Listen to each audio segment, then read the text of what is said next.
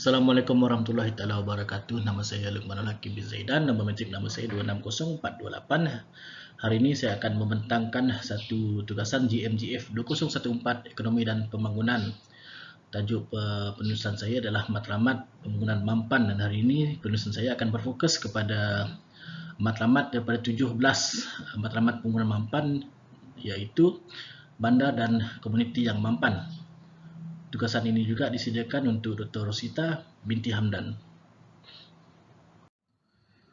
Okey, di sini adalah beberapa isi kandungan. Yang pertama adalah pengenalan, yang kedua objektif, seterusnya latar belakang, lepas tu isu ekonomi berkaitan di Malaysia, dan seterusnya adalah kesimpulan. Yang pertama, pengenalan. Matlamat pembangunan berkelajuan yang turut dikenali sebagai Matlamat Pembangunan Mampan atau Sustainable Development Goals (SDG) ditubuhkan dengan tujuan utama untuk meningkatkan kesejahteraan ekonomi masyarakat secara kesinambungan, menjaga keberlanjutan kehidupan sosial masyarakat, menjaga kualiti hidup termasuk pembangunan yang holistik, serta pelaksanaan perancangan yang berupaya memelihara peningkatan kualiti kehidupan manusia yang bergenerasi. Matlamat pembangunan mampan juga adalah bertujuan untuk menangani isu sosial, ekonomi dan alam sekitar yang terutamanya. Matlamat ini digunakan oleh Perhimpunan Agung Pertubuhan Bangsa-Bangsa Bersatu pada tahun 2015. Matlamat ini juga dibina berdasarkan Matlamat Pembangunan Milenium yang tamat pada tahun 2015. Seterusnya, objektif. Objektif penulisan ini adalah seperti berikut. Yang pertama, mengenal pasti dan memahami matlamat pembangunan mampan. Seterusnya, mengenal pasti dan membincangkan satu isu ekonomi di Malaysia yang berkait dengan salah satu tema dalam matlamat pembangunan mampan. Seterusnya, nombor 3 adalah latar belakang. Penubuhan matlamat pembangunan mampan ini adalah kesinambungan daripada pelaksanaan Millennium Development Goals yang berakhir pada tahun 2015. Beberapa agenda yang tersenara dalam Millennium Development Goals ini adalah belum tercapai dan akan dilanjutkan dan dipanjangkan dalam pelaksanaannya ke dalam matlamat pembangunan mampan sehingga tahun 2030. SDGs meluaskan sumber perdanaan selain daripada dukungan negara maju dan juga sumber daripada perusahaan swasta, menekankan kepada hak asasi manusia agar diskriminasi tidak terjadi dalam pencegahan kemiskinan, memiliki kaedah pelaksanaan yang menjadikan SDGs sebagai satu panduan yang lengkap dan paling berkesesuaian untuk diadaptasikan dalam kehidupan seharian individu-individu dan pelaksanaannya di sebuah negara. SDG ini mempunyai 17 matlamat dan 169 sasaran yang sedang dilaksanakan oleh agenda 2030 untuk pembangunan mampan. Yang pertama ialah tiada kemiskinan, yang kedua kelaparan sifar, ketiga kesihatan yang baik dan kesejahteraan, yang keempat kualiti pendidikan, yang kelima kesaksamaan jantina, yang keenam pula adalah air bersih dan sanitasi, nombor 7 tenaga mampu milik dan bersih, nombor 8 pula adalah pekerjaan sesuai dan pertumbuhan ekonomi, 10 industri, inovasi dan infrastruktur, yang ke-9 industri, inovasi dan infrastruktur, yang ke-10 pula adalah mengurangkan ketidaksamaan, 11 bandar dan komuniti yang mampan, 12 adalah penggunaan dan pengeluaran yang bertanggungjawab, 13 tindakan iklim, 17 kehidupan di bawah air, 15 adalah kehidupan di darat, 16 adalah keamanan, keadilan dan institusi yang teguh, yang 17 pula yang terakhir adalah mengurangkan ketidaksaksamaan. Penulisan ini akan berfokus kepada satu matlamat daripada salah satu 17 matlamat yang tersenarai di atas, iaitu matlamat 11 bandar dan komuniti yang mampan. Secara terperincinya, matlamat nombor 11 ini berfokuskan dalam menjadikan bandar dan penempatan penduduk sebagai penyeluruh selamat, berdaya tahan dan juga mampan. Seterusnya, Tahap pencapaian sesebuah matlamat akan diukur dengan indikator tertentu yang berkaitan dengan tema matlamat tersebut. Sebagai contoh, antara indikator yang tersedia di bawah matlamat 11 ini ialah bilangan kematian akibat bencana bagi setiap 100,000 penduduk.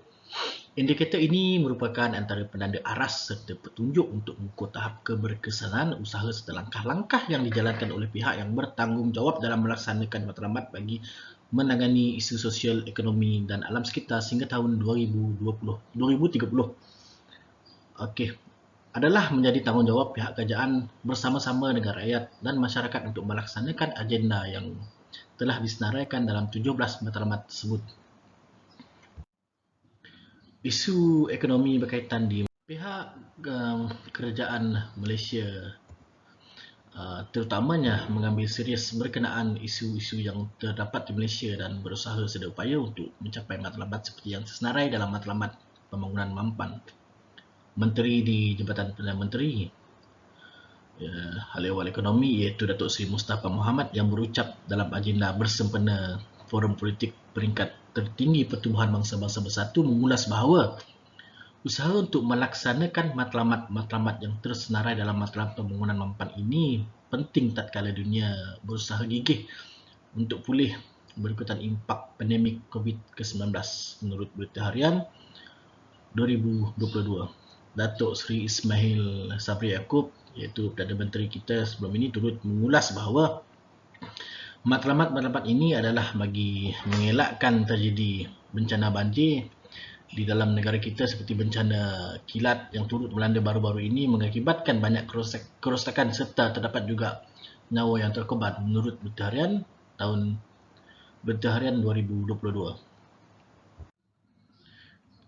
Isu banjir ini juga berkait rapat dengan pecahan matlamat ke-11 tersebut iaitu menjelang tahun 2020. Okey, rakyat yang mengaplikasikan serta melancarkan dasar dan pelan bersepadu pentadbiran risiko bencana yang menyeluruh dalam setiap peringkat selari dengan rangka kerja sendai untuk pengurangan risiko bencana 2015 hingga 2030 direkodkan sehingga 4 Januari 2022 yang lepas hampir 50 orang mangsa terkorban nyawa dan lebih daripada 200,000 mangsa banjir di seluruh negara dipindahkan ke pusat pemindahan sementara. Seterusnya, isu banjir, punca dan impak.